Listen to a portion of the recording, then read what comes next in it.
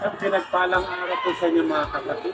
Miss Sampa, welcome sa aking YouTube channel. Ako po yung nakarito ngayon para talakayin po natin yung $1 coins na ating aalamin dito po sa channel na to. Meron ka ba nito?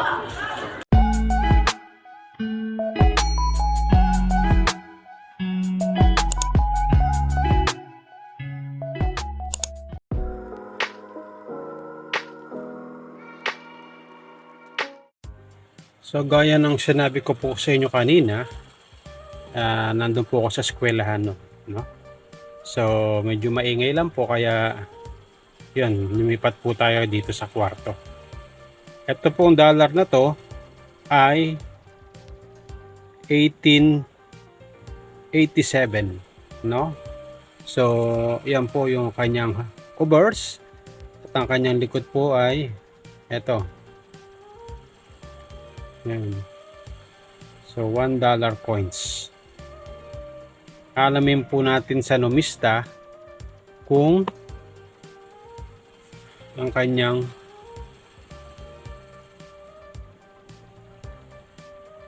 $1 coins, Morgan dollars. So ito po ay issued United States. So, Federal Republic. Type, standard circulation. Year, ito po nagsimula noong 1878 hanggang 1921. Medyo matagal-tagal na po, no? Ang value po niya is $1. Currency, dollar. Composition. So, mas marami po yung kanyang pagka-silver, no? 0.900 at yung kanyang copper is 0.100. Ang kanyang bigat po ay 26.73. Medyo mabigat po siya, no? So 26.73 grams. Ang diameter niya po is 38.1. Thickness 240. Shape niya po ay pabilog. Technique melt. So yan po ang tinatawag natin $1 Morgan. So ito po yun, ano? So kung titignan po natin yung kanyang harap, nakalagay po dito sa E Floribus. So Utum. Yan. So Liberty. Ito po yung Liberty. Ang kanyang date is 1887.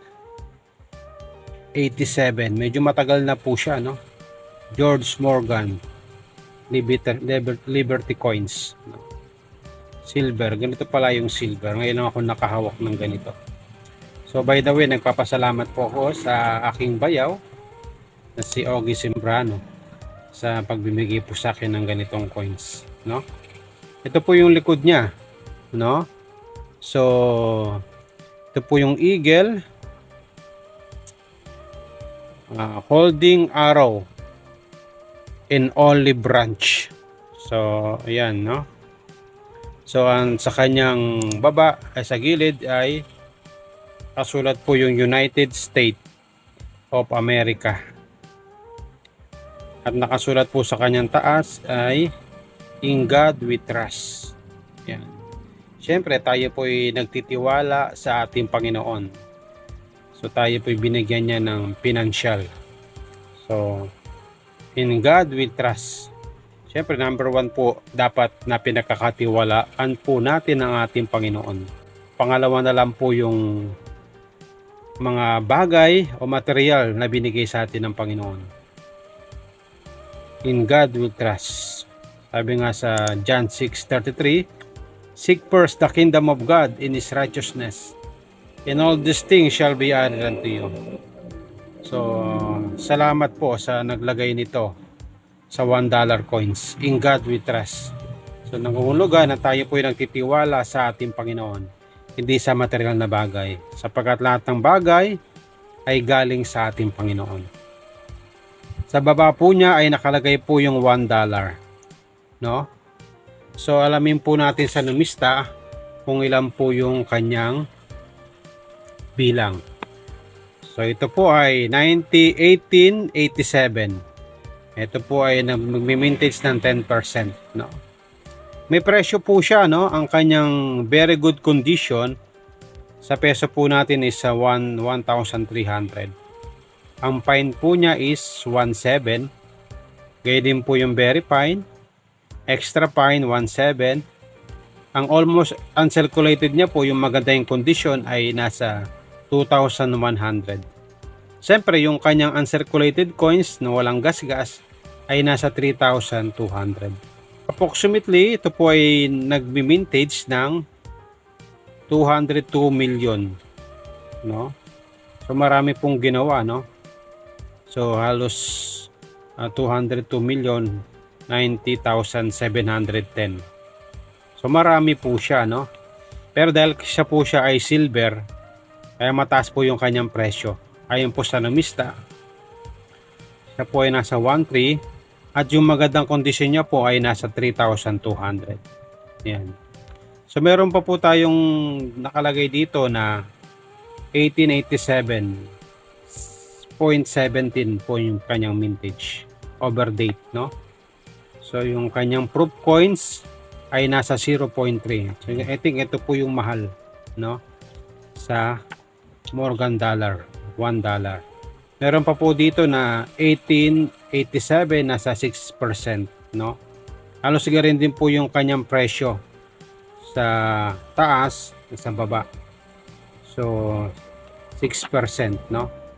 So dito po sa taas nasa 10% at yung kanyang sa baba ay nasa 6%. So yan po, no? At meron po siyang low mintage dito na overdate din is 0.1%. At yung 1887S, so 1.9%, no? So itong 1887O saka itong dalawa, yan, ito yung pala ang pinagkaibahan nila, no? Kasi ito wala silang O eh. Yan. Kaya itong 1887S nasa 1.9. Ito po yung may mataas na presyo din, ano? So yan po ang naka base sa numista, no? So dito po sa ating tinalakay na $1. So